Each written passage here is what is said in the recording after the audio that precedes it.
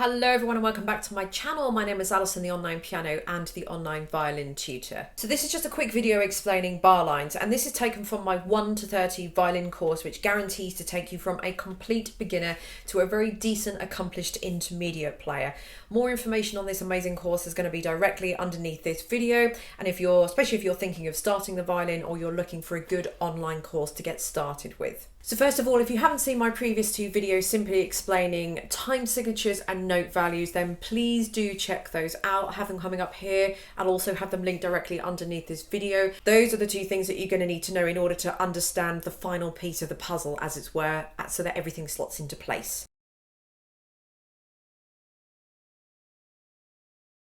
So if we know what the time signature is, and we know what each note or type of note value is worth, 1 beat, 2 beat, 3 beats, whatever, we can now start to put a bar together. Now a bar of music, or a measure actually is what they say in the US, a measure of music is defined by the time signature.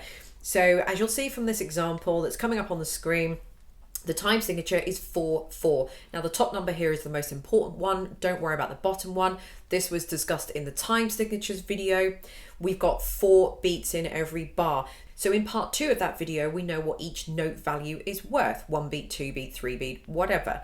Now the bar lines are the lines that you can see here, but you can see in this example, we have a 1 beat note followed by a 2 beat note, followed by a 1 beat note. Now the time signature says there are to be 4 beats in every bar, and then we put a line in the music. So we've got a 1 beat note plus a 2 beat note, that's 3, plus another 4, and then we've got a line, we've got our bar line.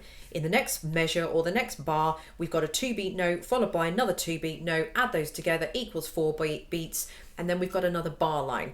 Now what you'll notice with this one here is that there's 2 lines. There's a normal bar line and a thicker bar line. Now that just indicates the end of a piece of music. So you will only see the double bar line exactly like that at the end of every piece of music. So in music it just signifies that that's it, you're done, finished, everybody clap, go home kind of thing. So in the middle of a piece of music, until that point, then we're just going to be using just the single straight lines.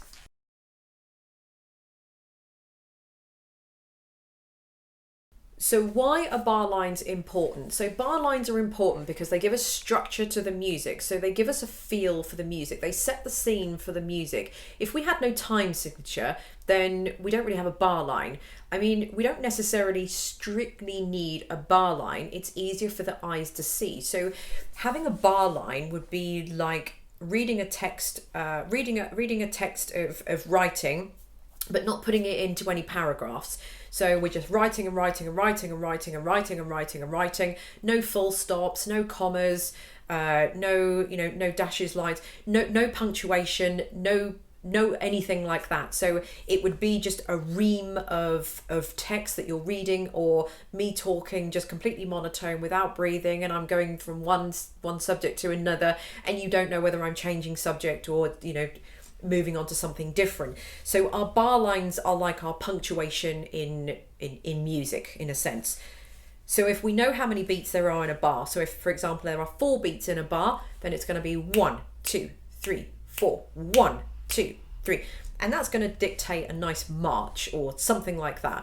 Most pop music, most music that you hear on the radio, bands, all that kind of thing, I would say for the most part they are going to be in 4 beats in the bar, or they are going to have 4 beats in a bar to them. So if we have 3 beats in a bar, it's going to give us a waltz, 1 2 3 1 2 3, something like the Blue Danube, da da da da da da da da.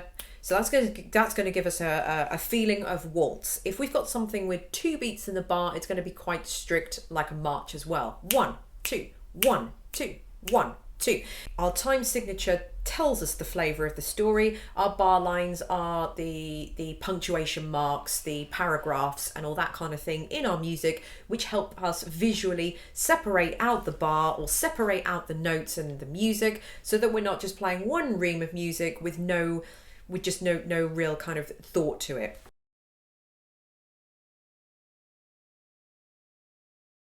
So I can give you some very quick examples of pieces that have 2 beats in a bar, 3 beats in a bar, and 4 beats in a bar.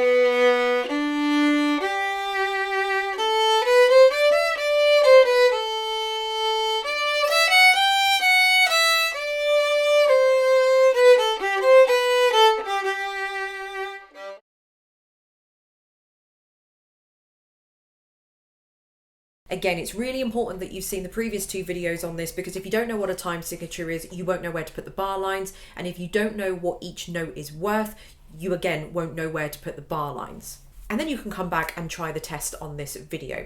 And I want you to have a look at this piece of music that I'm going to put up on the screen. I'll hold it there for a few seconds, but pause it if you want to. And I want you to visually look and see and work out where you would put the bar lines.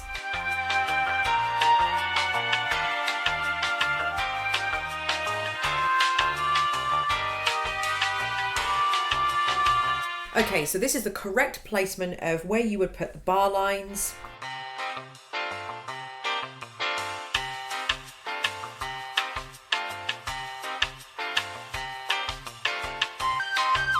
It's not very difficult to work out. As long as you know how many beats each note is worth, it shouldn't be too difficult to put the bar lines in. So with all 3 videos that I've done on time signatures, note values, and this one, which is bar lines, you'll be able to decipher sheet music a lot better now and understand exactly what it is that you're looking at.